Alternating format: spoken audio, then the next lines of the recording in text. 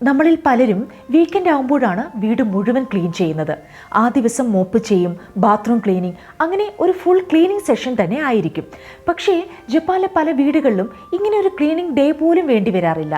എന്തുകൊണ്ടാണെന്നറിയാമോ? അവർ ചെയ്യുന്ന ചില ചെറിയ ഹാബിറ്റ്സ് ഉണ്ട്. ദിവസവും ഏതാനും മിനിറ്റുകൾ മാത്രം എടുക്കുന്ന ആ ഹാബിറ്റ്സ് കാരണം അഴുക്കൊരിക്കലും അടിഞ്ഞുകൂടാൻ അവസരം കിട്ടാറില്ല. ജപ്പാൻ വീടുകൾ എപ്പോഴും ഇത്ര ക്ലീനായി കാണപ്പെടുന്നതിന് പിന്നിലെ ആ സ്മാർട്ട് ഹാബിറ്റ്സ് എന്തൊക്കെയാണ് എന്നുള്ളതാണ് ഇന്നത്തെ വീഡിയോയിൽ ഞാൻ ഷെയർ ചെയ്യാൻ പോകുന്നത്. വീഡിയോയിലേക്ക് പോകുന്നതിന് മുൻപായിട്ട് എൻ്റെ ചാനൽ ആദ്യമായിട്ടാണ് കാണുന്നതെങ്കിൽ സബ്സ്ക്രൈബ് ചെയ്യാൻ മറക്കരുത്. വീഡിയോ ഇഷ്ടമാവുകയാണെങ്കിൽ ലൈക്ക് ചെയ്യാനും. Welcome to Fairy Lifestyle, a beautiful life starts here. അതിൽ ആദ്യത്തെ ഹാബിറ്റ് ബാത്റൂം ഉപയോഗിച്ച് കഴിഞ്ഞാൽ അത് ഉടനെ തന്നെ വൈപ്പ് ചെയ്യുക എന്നുള്ളതാണ്. നമ്മളിൽ പലരും ചിന്തിക്കുന്നത് നാളെ ക്ലീൻ ചെയ്യാം, സൺഡേ ക്ലീൻ ചെയ്യാം എന്നായിരിക്കും. പക്ഷേ നാളെ വരുന്നത് വരെ എന്തായിരിക്കും സംഭവിക്കുന്നത്? സോപ്പിൻ്റെ പാടുകളൊക്കെ ഉണ്ടെങ്കിൽ അതൊക്കെ ഉണങ്ങും, വെള്ളത്തിൻ്റെ സ്റ്റെയിൻസ് പിടിക്കും, ടൈൽസിൻ്റെ ഇടയിലൊക്കെ ഡേർട്സ് അടിഞ്ഞുകൂടും. ഇങ്ങനെ ക്ലീൻ ചെയ്യാൻ പോകുമ്പോൾ ഒരു ക്ലോത്ത് കൊണ്ട് തുടച്ചാൽ പോരാ, ബ്രഷ് എടുത്ത് നന്നായിട്ട് സ്ക്രബ് ചെയ്യേണ്ടി വരും. പക്ഷേ ജപ്പാനിൽ പലരും ഇത് മറ്റൊരു രീതിയിലാണ് ചെയ്യുന്നത്. ബാത്റൂം ഉപയോഗിച്ച് കഴിഞ്ഞ ഉടനെ വെറും 20 അല്ലെങ്കിൽ 30 സെക്കൻഡ് എടുത്ത് ഒരു സ്ക്വീജി കൊണ്ടോ അല്ലെങ്കിൽ മൈക്രോ ഫൈബർ ക്ലോത്ത് കൊണ്ടോ ഭിത്തിയും ടാപ്പും ഫ്ലോറും ഒന്ന് വൈപ്പ് ചെയ്യും. കാരണം അപ്പോൾ തന്നെ അഴുക്കെല്ലാം പോവുകയും ബാത്റൂം ഫ്രഷ് ആയിരിക്കുകയും ചെയ്യും. ഇത് ഉണങ്ങി കട്ട പിടിക്കുന്നതിന് മുൻപ് തന്നെ റിമൂവ് ചെയ്യാൻ പറ്റും. അതുകൊണ്ട് അവരുടെ ബാത്റൂം ഒരിക്കലും വളരെ ഡേർട്ടിയായി കാണാറില്ല. ഒന്ന് ആലോചിച്ച് നോക്കൂ, 20 സെക്കൻഡ് ഇന്ന് ചിലവാക്കുന്നതാണോ എളുപ്പം, അതോ 2 ആഴ്ച കഴിഞ്ഞ് ഒരു 30 മിനിറ്റ് എടുത്ത് ക്ലീൻ ചെയ്യുന്നതാണോ എളുപ്പം? അതുകൊണ്ടാണ് ജാപ്പനീസ് ആളുകൾ പറയുന്നത് ക്ലീനിങ് വൈകിക്കരുത്, അതൊരു ചെറിയ ഡെയിലി ഹാബിറ്റ് ആയിട്ട് മാറ്റുക എന്നുള്ളത്. ഇനി അടുത്ത ഹാബിറ്റ് ഒരു ചെറിയ കാര്യമാണ്, പക്ഷേ അതിൻ്റെ ഇഫക്റ്റ് വലിയതാണ്. നമ്മുടെ വീടുകളിൽ എപ്പോഴും കാണുന്ന ഒരു പ്രശ്നമുണ്ട്. എന്താണെന്നല്ലേ? ഇന്നലെ മോപ്പ് ചെയ്ത ഫ്ലോറിൽ പോലും ഇന്ന് വീണ്ടും ചെറിയ പൊടിയും മുടികളും ഒക്കെ കാണാൻ കഴിയും. പ്രത്യേകിച്ച് കുട്ടികളിലുള്ള വീടുകളിലോ ആളുകൾ കൂടുതൽ നടക്കുന്നതായ വീടുകളിലോ ഇത് സാധാരണമായ ഒരു കാര്യമാണ്. ജപ്പാനിൽ ചില ആളുകൾ വീടിനുള്ളിൽ മൈക്രോ ഫൈബർ സ്ലിപ്പേഴ്സ് ഉപയോഗിക്കാറുണ്ട്.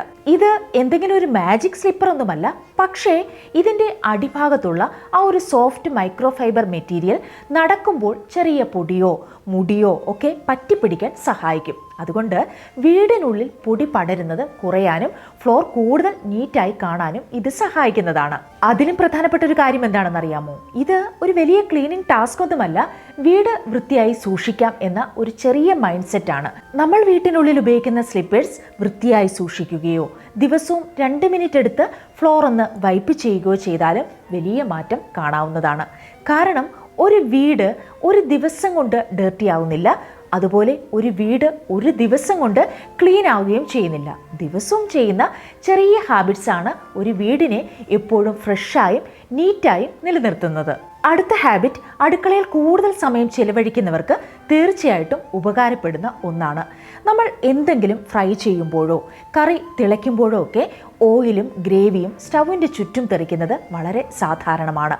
ആ സമയത്ത് അത് തുടയ്ക്കാൻ നമ്മൾ മടിക്കും, പിന്നെ ക്ലീൻ ചെയ്യാമെന്ന് വിചാരിക്കും. പക്ഷേ 2-3 ദിവസം കഴിഞ്ഞാൽ ആ ചെറിയ എണ്ണത്തുള്ളികൾ കട്ട പിടിച്ച് ഒരു ഗ്രീസായിട്ട് മാറും. അപ്പോൾ ക്ലീൻ ചെയ്യാൻ സ്പ്രേയും സ്ക്രബ്ബറും ഒക്കെ വേണ്ടിവരും. ശരിയല്ലേ? ഇത് ഒഴിവാക്കാൻ ജപ്പാനിലെ പല വീടുകളിലും ഒരു ചെറിയ ട്രിക്ക് ഉപയോഗിക്കാറുണ്ട്. സ്റ്റൗവിൻ്റെ ചുറ്റും അലൂമിനിയം പ്രൊട്ടക്റ്റീവ് ഷീറ്റ് അല്ലെങ്കിൽ സ്റ്റൗ ലൈനർ വിരിക്കും. അങ്ങനെ ചെയ്താൽ ഓയിലും ഫുഡും ഒന്നും നേരിട്ട് കൗണ്ടർ ടോപ്പിലോ സ്റ്റൗവിൻ്റെ വശങ്ങളിലോ പറ്റില്ല. ഷീറ്റ് അഴുക്കായാൽ മണിക്കൂറുകളോളം എടുത്ത് നമുക്ക് സ്ക്രബ് ചെയ്ത് കളയേണ്ട ആവശ്യവുമില്ല. പഴയത് മാറ്റി പുതിയതൊന്ന് വെച്ചാലും മതി. ഇവിടെയും അവർ ചിന്തിക്കുന്നത് ഒറ്റ കാര്യമാണ്, ക്ലീൻ ചെയ്യുന്നത് എങ്ങനെ എളുപ്പമാക്കാം എന്നുള്ളത്. കാരണം സ്മാർട്ട് ക്ലീനിങ് എന്നത് കൂടുതൽ കഷ്ടപ്പെടുന്നതല്ല, പിന്നീട് വലിയ ജോലി വരാതിരിക്കാൻ ഇന്ന് തന്നെ ഒരു ചെറിയ സംവിധാനം ഒരുക്കുന്നതാണ്. അപ്പോൾ ഇത് നിങ്ങളുടെ കിച്ചണിലും ഒന്ന് പരീക്ഷിച്ച് നോക്കുക. വളരെയധികം യൂസ്ഫുൾ ആവുന്ന ഒന്നാണിത്.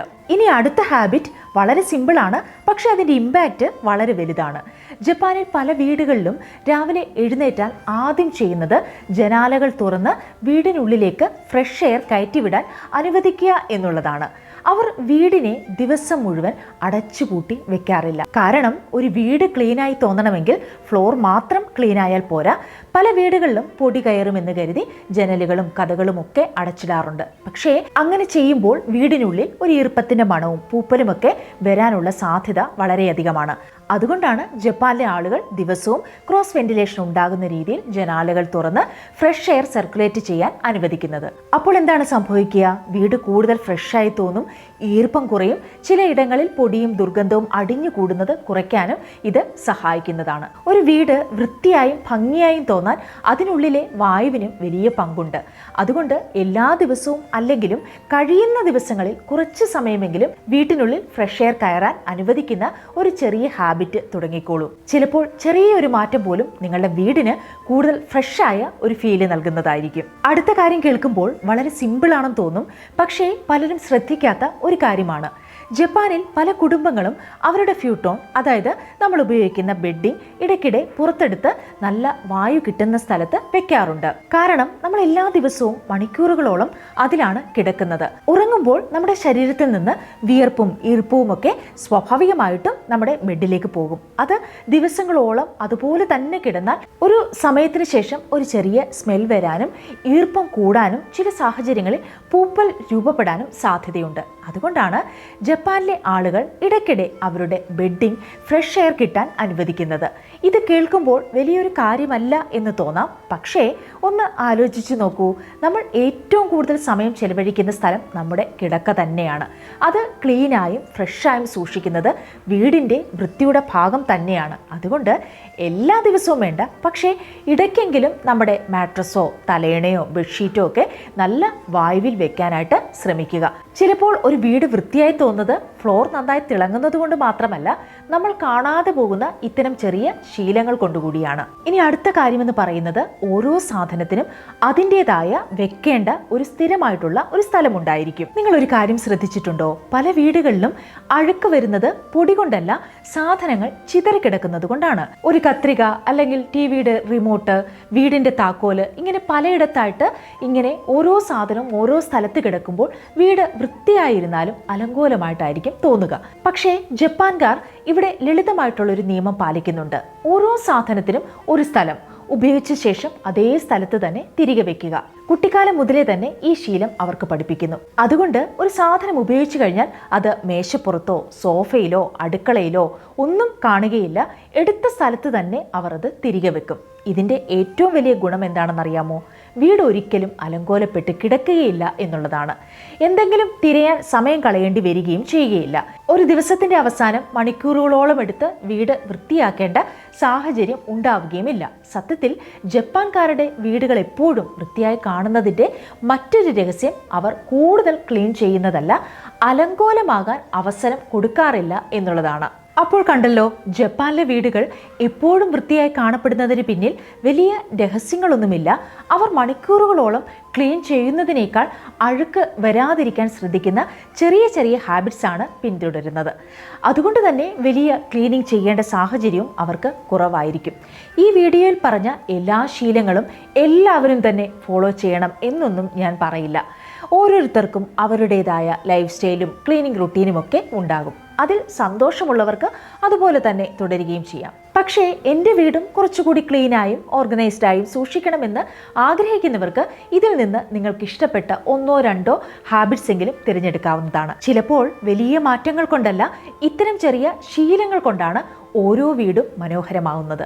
അപ്പോൾ ഇന്നത്തെ വീഡിയോ എല്ലാവർക്കും ഇഷ്ടമായി എന്ന് തന്നെ ഞാൻ പ്രതീക്ഷിക്കുന്നു. ഇഷ്ടപ്പെട്ടുവെങ്കിൽ ലൈക്ക് ചെയ്യാനും സബ്സ്ക്രൈബ് ചെയ്യാനും മറന്നു പോകരുത്. See you in the next video. Bye.